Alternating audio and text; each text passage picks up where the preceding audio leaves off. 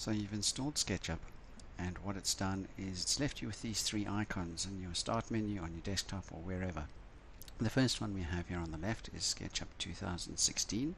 That's the actual program that we're going to be using, and that's the icon that's most interest to us. The second one we have here is Layout 2016. Layout is an add-on to Sketchup that's actually available to the Sketchup Pro, so it's of no interest to us using Sketchup Make. The final one here is Style Builder, and what that does is takes a technical drawing with straight lines and sharp corners, and it turns it into more of a sketch, more artistic than detailed. That's useful for architects to show ideas and concepts and to make it look pretty, but it's not a lot of use to us. So that leaves us with Sketchup 2016 as the only one that we're really going to be using. So we're going to double click on that. The first thing that comes up is the software end user license agreement. Read it, understand what's going on by all means, but you're not going to get anywhere unless you click that you agree to the license agreement and then click on continue.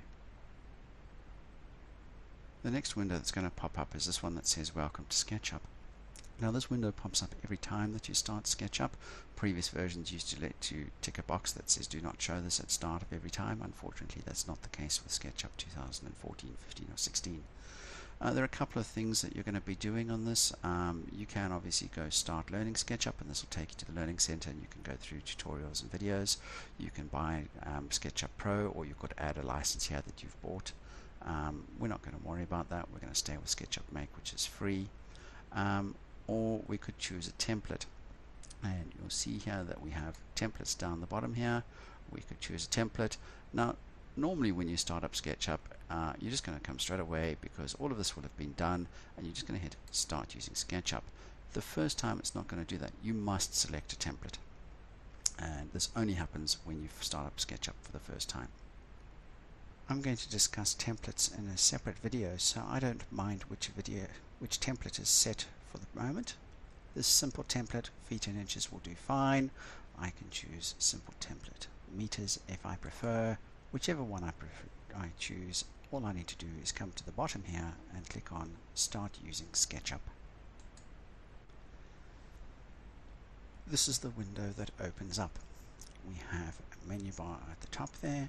We have a toolbar also across the top. We have the main workspace down here, and on the right we have a series of small windows that can be expanded or minimized, and they sit in what's called a tray, and this one's called the default tray. We'll come back to trays in a minute. The first thing we're going to do is we're going to go View, Toolbars, and this little window pops up. You'll see there that we have the Getting Started toolbar ticked, and I'm going to deselect that. I don't find the Getting Started toolbar very useful.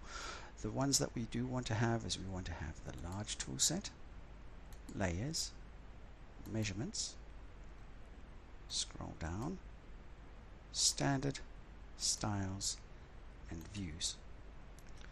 We also want to tick onto the options tab, make sure the large icons is ticked. If it's unticked, the icons are very small, a bit hard to see. Rather tick large icons and go back to toolbars, hit close. Now even the way it is, we've got all the toolbars up, but they're not well arranged. So the usual arrangement that I have is I drag styles to there, views to there, layers to there. I collect my measurements from the bottom and I put it up at the top there. Now the screen that I'm taking this video from, that I work from, has quite a high resolution.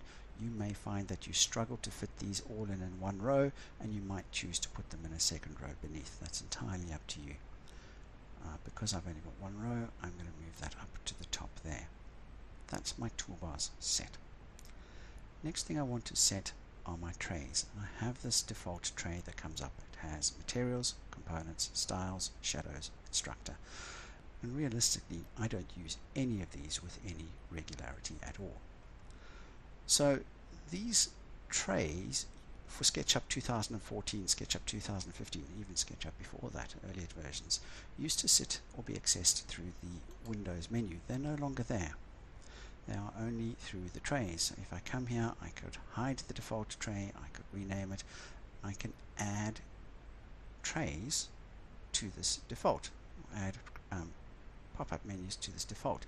What I would rather do is I'm going to come here and I'm going to go to Manage Trays.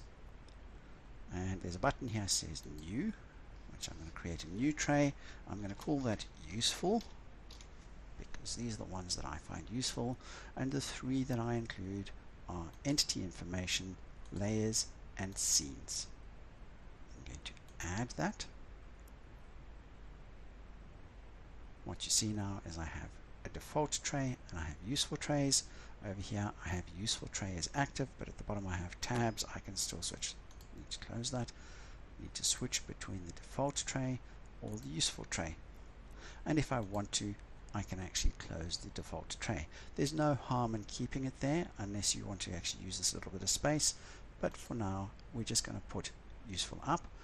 I am going to need to use default tray later when I'm just setting more about the template, so I'm going to leave that there for now. But what you see as the setup is the way that the screen should be set up from my experience of what is most useful. These are the toolbars that you require and that are of use to you, and these are the most commonly used trays that I use and that I will be teaching. So this is as far as we go in this video. The next one, we're going to work on how this workspace looks by setting the template.